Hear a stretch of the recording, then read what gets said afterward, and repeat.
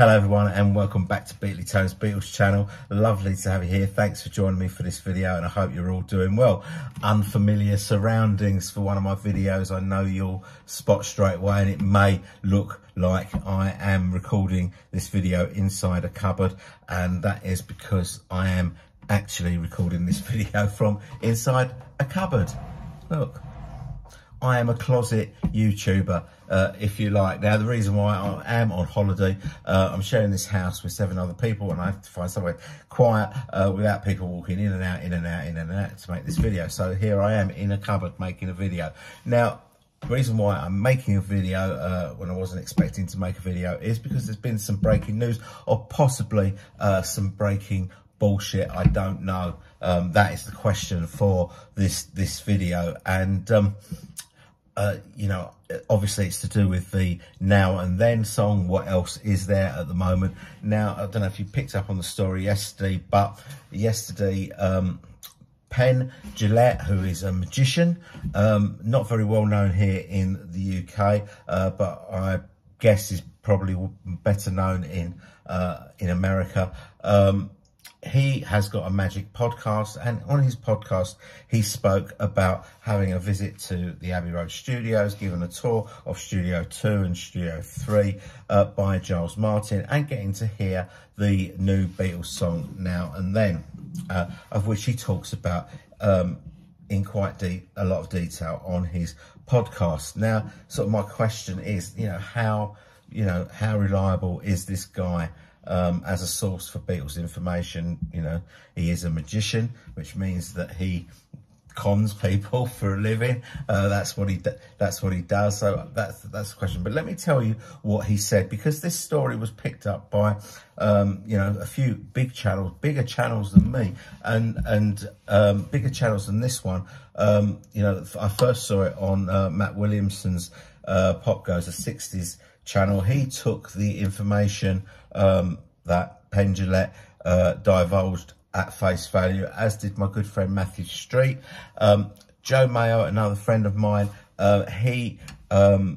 he was much more sceptical about this story, and I'm kind of with Joe on this one as well. I'm very sceptical about it. Now, let me tell you what he said. If you haven't seen any of the videos, let me tell you what he said. So basically, Penn Jillette, he said that he had this the tour around the studio with Giles Martin. Now, the biggest bombshell that he dropped for me was that he said that they have used AI to make Paul's voice sound younger.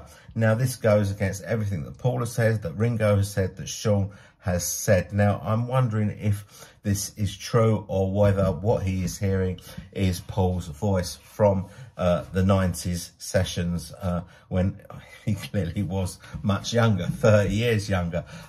So maybe that is just a mistake. Another thing that he said, which I think is also massive, is that he's saying that they have sampled an unused take of the song Because from Abbey Road, grabbed the harmonies from that song, changed the key, like speeded it up, changed the key so it fits with the Now and Then song, and plonked it on the record. Now, if that is true, the reason that they've done that is to get George a vocal part on the song.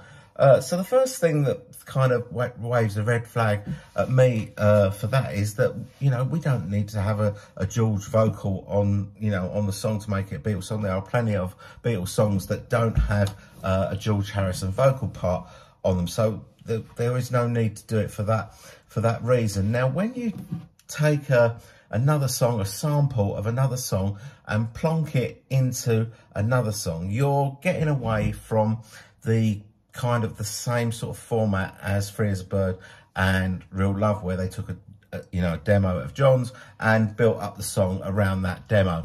This is something different. If you're taking a sample from another song and put it on this song, this is moving into the realms of the love album, the soundtrack to Love, where, you know, they took a bit of this song, a bit of that song, a bit of another song, mashed them all together.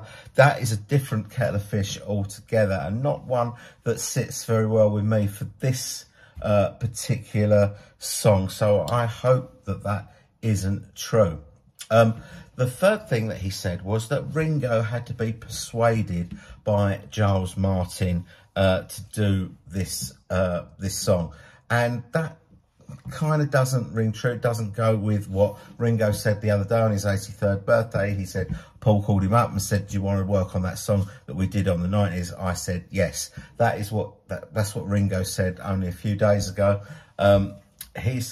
What they're saying now is that Ringo didn't want to do it. He didn't want to do it, and he had to be persuaded by Giles Martin to do it. Giles said, "Look, you know, you're the drummer in the Beatles. This is the last time you're going to be asked to drum on a Beatles song. Of course you're going to do it," which kind of surprises me a little bit, because if, you know, Ringo had any doubts about it, surely Paul would have had the stronger voice in persuading Ringo to do it if he needed doing. But the fact that he needed persuading doesn't ring true to me, because, you know, Ringo is a big you know, he's a big waver of the Beatles flag, a holder of the Beatles candle, the flame. It keeps the flame alive. You know, look at his back catalogue. You know, his songs, his albums are full of songs either about the Beatles, about a Beatle, about being in the Beatles, or about Liverpool, or that sort of, you know, going back and talking about that time. That is what Ringo does. He loves that stuff. He's very nostalgic for the Beatles years. He's always, you know, talked about the Beatles in a very positive way. So, you know, I'm not saying that this isn't true. It just doesn't really make that much sense to me, you know, from Ringo's point of view. And also, Ringo is a very stubborn bloke as well. And, you know, the fact that he was able to, you know, so Giles Martin was able to change his mind, that just doesn't, you know, I think if Ringo didn't want to do it, he would have stood firm and said, "I'm not doing it." And that's it. But that was that one. Now, the fourth thing that he said, he talked about the MAL technology, which is what we know, the Peter Jackson software. And he said that they use that to remove a TV from John Lennon's demo. Now, this is the first I've ever heard of that. We know there was an electrical buzz on the original demo. I've heard the demo with the electrical buzz on it. I've never heard one with a TV playing in the background. I've looked for it online. I cannot find it. I mean, there are literally hundreds of now and then AI produced videos now on YouTube, but I tried to find the original demo. I found the one with the electrical buzz. I can't find one with a TV on it. I don't know what he's talking about.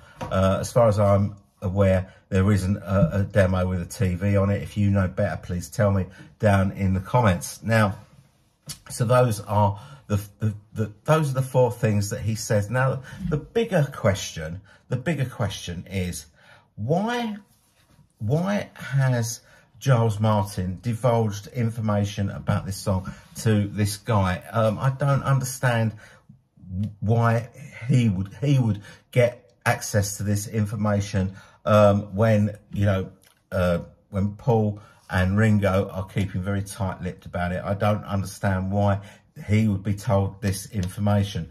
You know, who told Giles Martin that he could, you know, divulge this information, and who told Penn Jillette that he can just go and put it out in the public domain? This information is not out in the public domain. It's supposed to be a secret about it. That's why we haven't been told this, that, and the other about it. It's just a bit crazy. You know, this guy's not in, you know, the Beatles' inner circle. He's in the magic circle, but he's not in the Beatles' inner circle. So why him? Why has he been allowed access to this song and been allowed to talk about it freely when it's supposed to be, you know, everyone's being a little bit tight-lipped and not telling us anything about it at the moment? Now, he also spoke about about the release of the Red and the Blue album, because it is the 50th anniversary of the Red and the Blue album being released with MAL remixed tracks on it. That makes much more sense to me. That it is the 50th anniversary. They put out in 1973. They've kind of missed the anniversary date because that was back in April. But I said in the video that I did last year about what might be coming out this year, that there might be a 50th anniversary for Red and Blue. So it doesn't surprise me if there is going to be one. Most of the tracks on 67 to 70 have already had a remix. Does this mean that they're going to have another remix using the MAL technology? It does mean that the songs from Magical Mystery Tour, which haven't had a remix yet, will now get one. That's an interesting point of it. And also on the Red album, we would get an early glimpse of what this technology can do for those early songs, like Please Please Me and All My Loving, all stuff, Love Me Do, songs that were released on 2 tracks. We'd also get some of the missing later singles like Hey Jude, Revolution, Ballad of John and Yoko, Old Brown Shoe, and Lady Madonna, all songs that are on the Blue album that haven't had a remix by Giles Martin yet. So that kind of makes more sense. Where we need a remixed Red and Blue album, well, hardcore fans certainly don't need that, but those were the albums that introduced me to the Beatles. A remixed version of those albums could introduce a whole raft of young people to the Beatles, which would be fabulous. So I can absolutely see the point of that. Will Now and Then be included as part of that package? No, of course not, because it doesn't fit into the 2 timelines. It's not 62 to 66, it's not 67 to 70, so it won't be part of that. So we still don't know how Now and Then will be released. We still have to wait and see.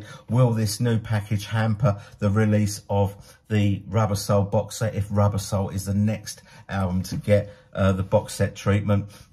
We don't know. It shouldn't do, really. Although if they do the 62 to 66 remix, after tracks on Rubber Soul will have had a remix already. But I expect that the work on Rubber Soul is already done, and that is pretty much ready to go.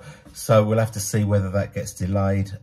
Also, the other thing that Penn Jillette said is it'll be out in September. He's telling us the release date as well. Well, no one else has told us the release date. So look, this is the question.